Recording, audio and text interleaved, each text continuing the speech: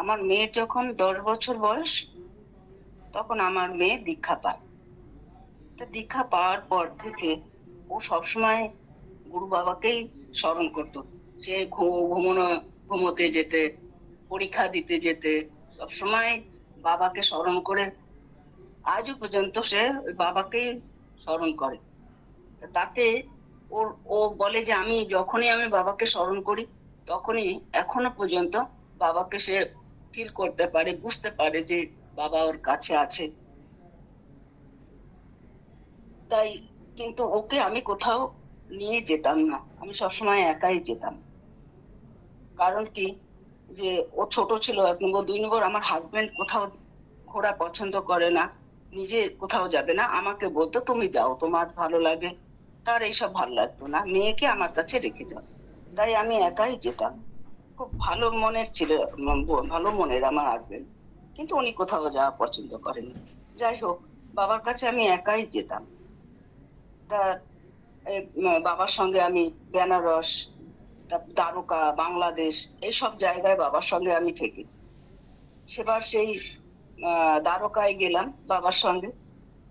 সেখানে গিয়ে মানে সেখানে যে এত ভালো লাগতো। আর এই যে আমি একা যাই, এই একা যাওয়ার কারণ আমার মনে হতো আমার চিত্তশক্তি এবং আমার মনে যে আনন্দ, ভক্তদের সঙ্গ, বাবার কাছে থাকা, এটি সব মিলিয়ে মনে হতো ছেলেবেলায় যেমন, বাচ্চা বেলায় যেমন বাবা মার আন্ডারে থাকায় কোনো চিন্তা ভাবনা ছিল না, আর বাবার কাছে থাকা ঠিক সেরকম। এবং মনে হতো আমি স্বর্গে এসেছি। স্বর্গ তো দেখিনি, শুনেছি, কিন্তু বাবাকে তো ভগবান বাবা, তাকে আমার, তার আন্ডারে থাকা যে কি মানে আনন্দের, কি ভালো লাগা, সেটা আমি ভাষায় উম, প্রকাশ করতে পারছি না সুন্দর করে। তবে আমি সেই জন্যই বাবার কাছে, সেই জন্যই আমি যেতাম, শুধু বাবার কাছে কিছু সময়ের জন্য যে আমি থাকতে পারবো, বাবার সঙ্গ পাবো, তার জন্যই। তারপরে আমি ওখানে তো আমরা খুব বাবার সঙ্গে খুব আনন্দ করেছি। গোমতী নদীতে আমরা চান করেছি, বাবাকে গোবর মাখিয়ে দিয়েছি, আমরা গোবর মেখেছি। এই যে গোমতী নদী, এই গোমতী নদীতে যখন জোয়ার হতো, তখন দেখলাম যে একদম মানে কানায় কানায় ভর্তি। যখন ভাটা হতো, তখন হাঁটু জল, কোমর জল। তা ভাটার সময় বাবা আমাদের দুপুরের দিকে গাড়ি করে নিয়ে গেলেন। তারপরে ওখানে আমরা সবাই চান করলাম বাবাকে নিয়ে। এই যে চানটা করলাম বাবার সঙ্গে, এই যে আনন্দ, সেই আনন্দটা কিভাবে প্রকাশ করব, মানে কি বলবো, এত ভালো লেগেছিল। মানে সারা জীবনই হয়তো এটা মনের মধ্যেই থাকবে এই আনন্দটা। যখনই মনে হয় তখনই মনে হয় যেন, যে মনে পড়ে যখন, তখনই মনে হয় যে হ্যাঁ, সে যেন অনেক কাছের, অনেক কাছের, বহুদিন হয়নি, এরকমই মনে হয়। তারপরে ওখান থেকে তো আমরা বাবা আমাদের অনেক মন্দিরে, যেমন সোমনাথ মন্দির, রুক্মিণী মন্দির, হ্যাঁ, এইসব জায়গা আমাদের আহ, নিয়ে নিয়ে গেছেন। তারপরে আহ, বাবা আর একটা সুন্দর জিনিস করেছিলেন, সেটা হচ্ছে গরুকে খাওয়ানোর ব্যাপার, ঘাস খাওয়ানো।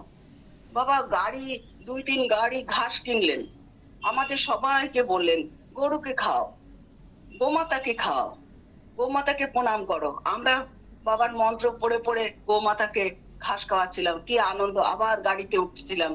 এই যে এই যে 10-12 দিন যে বাবার কাছে ছিলাম, সেই 10-12 দিন মনে হচ্ছিল 10 বছরের মতো, এত ভালো লেগেছিল। এরপরে আমরা আহ যখনই আমরা মানে যে কদিনই ছিলাম আমরা, ভোরবেলা 4টের সময় উঠে চান টান করে মালা নিয়ে বাবাকে প্রণাম করে বাবার কাছে বসে বসে জপ করতাম। কাছে বসে, এই যে বাবার কাছে বসে জপ করতাম, তখন মনে হতো যে ঠাকুরের সামনে বসে জপ করছি। ভালো লাগতো, খুব শান্ত পরিবেশ, এত সুন্দর, যেগুলো বলতে গেলে কষ্ট হয় যে ওরকম পরিবেশ কি আর পাবো, বাবা তো দেহতে নেই। যাই হোক, তারপরে আমি বাবার সঙ্গে আবার 24-এ বাংলাদেশ গেলাম। বাংলাদেশের জায়গাটা আমার অদ্ভুত ছিল। হ্যাঁ, আমি নিজেও ভাবতে পারি না আমি কেন গেলাম, বাবাই আমাকে হয়তো টেনে নিয়ে গেছে। না হলে আমি একা বাংলাদেশে যাওয়ার এত বড় সাহস, হ্যাঁ, আমি এখান থেকে বাসে উঠলাম, বাসে উঠে কিছু দূর যাওয়ার পরে তো তন্দ্রাদি, বাসুদেব দা এদের সঙ্গে বাসে আমার মানে দেখা হলো। তখন যেন আর একটু বেশি ভরসা পেলাম যে ভালোই হলো, সব একসঙ্গে যাব। কিন্তু এমন অবস্থা, আমাদের যেতে এত দেরি হয়ে গেল, বাসটা এত আস্তে করে গেল যে আমরা যখন পৌঁছালাম তখন রাত 11টা। এবং গাড়িটা যেখানে গিয়ে থামলো সেটা ছিল ঢাকার একটা চূড়া মার্কেটের পাশে। আর আমি তো ট্রলিটা কাছে রেখেছি, এটা কে যেন এসে বলে গেল, ট্রলিটা ধরুন, ছিনতাই, এখানে ছিনতাই পার্টি আছে, আপনার গাড়িটা মানে ব্যাগটা নিয়ে চলে যাবে। তখন আমি ওটা ধরলাম। এদিকে আমরা চিন্তা করছি কি করে যাব। আমি জ্যোৎস্নাদিকে বলে আমার একটা রুম বুক করে রেখেছিলাম। এবার তন্দ্রাদি তো যেখানে যাবে মানে ডক্টরদার বাড়িতে, সেখানে উনি কি জানি কি একটা প্রবলেম হলো, যেতে পারবেন না। তা আমি তখন তন্দ্রাদিকে বললাম যে তন্দ্রাদি, তুমি একটা কাজ করো, তুমি আমার রুমে আসো, তারপরে তুমি আবার যদি মনে হয় তাহলে কাল চলে যাও, আজকে তো চলো, এত রাতে তুমি কোথাও যাবে। তা তন্দ্রাদি দেখলাম সেটা না করে তিনি কি করলেন, আমাকে বললেন চলো লোকনাথ বাবার আশ্রমে আমরা থাকবো। সেখানে আমরা বাসুদেব দাও আমাদের পাশেই একটা রুমে ছিলেন, আর আমরা আলাদা একটা রুমে দুজনে ছিলাম। তারপরে সেখান থেকে তন্দ্রা দিয়ে অন্য মানে আরেকজনের কাছে চলে গেল, আমিও ওখান থেকে ডাক্তারদার বাড়িতে চলে এলাম। ওখান থেকে আমার বাবার বাড়িতে যাওয়ার কোনো কথাই ছিল না, কারণ যাদের যাদের নেবে তাদের নাম আগের থেকেই লেখা হয়ে গেছে, লিস্ট হয়ে গেছিল। তা সেই জন্য আমি চুপ করে বসেছিলাম, মনটা খারাপ করে, এত মন খারাপ করেছিলাম যে এলাম বাংলাদেশ থেকে বাংলাদেশে, অথচ বাবার সঙ্গে তো ঘুরতে পারবো না। মন খারাপ করলাম, তারপর বাবাকে প্রণাম করলাম। বাবা অন্তর্যামী। বাবা নিচে চলে গেলেন গাড়িতে উঠে।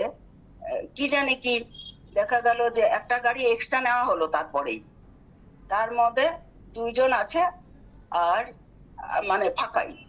এর মধ্যে আমাদের ডাকলো যে ঠিকই চলে এসো। আমাদের মানে পরেশদা ছিল আমারই পাশে, উনারও যার কথা ছিল না নাকি এরকম একটা কিছু। যাই হোক, আমরা দুজনে নেমে গেলাম, নিয়ে আমরা গাড়ি তুললাম। আমরা গাড়িতে ওঠার পরেই গাড়িটা চললো বাবার বাড়ির দিকে, বাবার বাড়ি সিলেট ওইখানটা।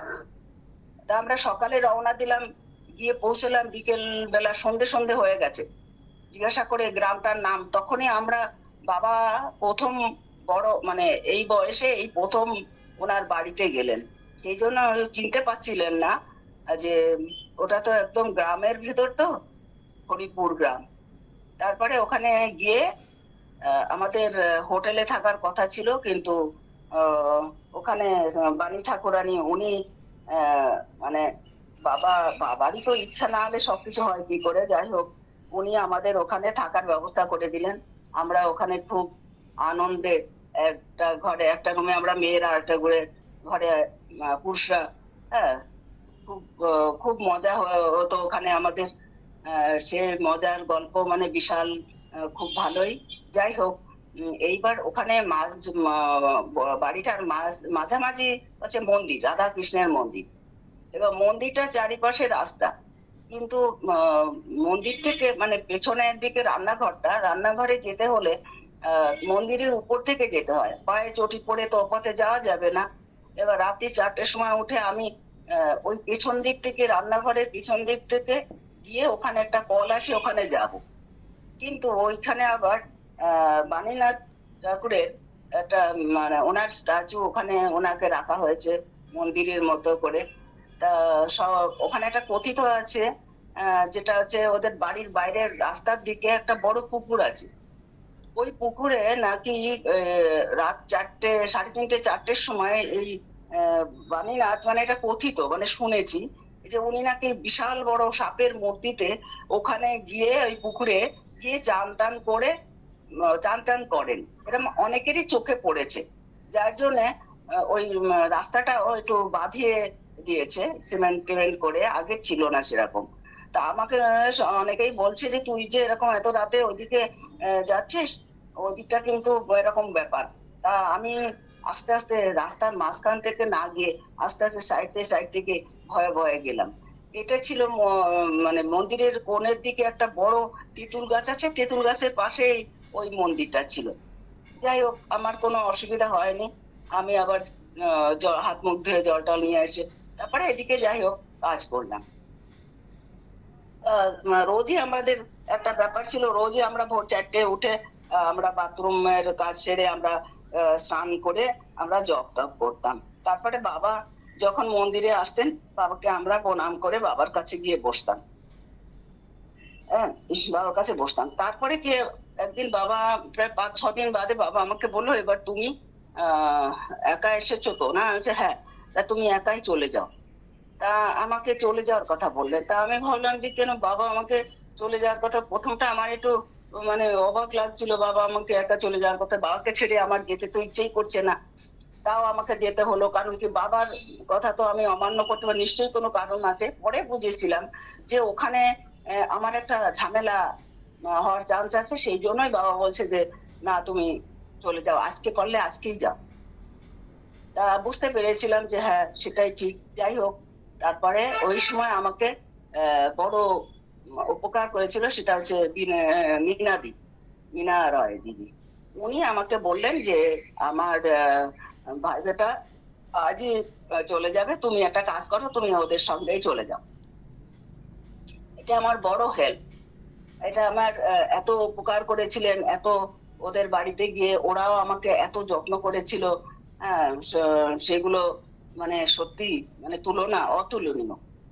তারপরে যখন আমি ওদের বাড়ি থেকে যখন আমি এয়ারপোর্টে আসব, তখন আমি তো একা, আমার না সবসময় একটু একা আমি চলি, কিন্তু একা আমার একটু ভয় ভয় লাগে। বাবাকে যখন আমি ঘর থেকে নামি, বাবাকে প্রণাম করলাম যে বাবা যেন কাউকে আমি পাই রাস্তায়। হ্যাঁ, তখন বাবাকে প্রণাম করে যখন আমি অটো আমাকে রিজার্ভ করে দিল ওরা, যে এই অটোতে তুমি এয়ারপোর্ট অব্দি যেতে পারবে।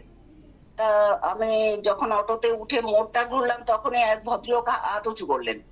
তা অটোওয়ালা বললেন যে না, উনি তো রিজার্ভ নিয়েছেন, উনি যদি বলেন তাহলে নিতে পারি। তখন আমি বললাম যে হ্যাঁ হ্যাঁ উনি আসুন। ওনাকে আমি নিয়ে নিলাম, কিন্তু ওনাকে আমি জিজ্ঞেস করলাম আপনি কোথায় যাবেন? উনিও বললেন যে উনি এয়ারপোর্ট যাবেন। আমি তখন ভাবলাম এটা বাবার ইচ্ছা, বাবার ইচ্ছা না থাকলে এটা কি করে হয়? বাবাকে আমি বললাম, বলতে না বলতে এরকম একটা অজানা জায়গায় এরকম পেয়ে গেলাম ওনাকে। তারপরে উনি আমাকে ওখানে চা খাওয়ালেন। হ্যাঁ, উনি অনেকক্ষণ ছিলেন। তারপরে উনি ব্যাঙ্গালোর কোথায় জানে যাবেন, ব্যাঙ্গালোরেই বলছিল। সেই জন্য উনি আমার 8 ঘন্টা আগে ওনার ইয়ার ছিল, উনি চলে গেলেন আমাকে বলে। আমিও আমার ইয়ারে উঠে আমি আমার মতো আমি চলে এলাম।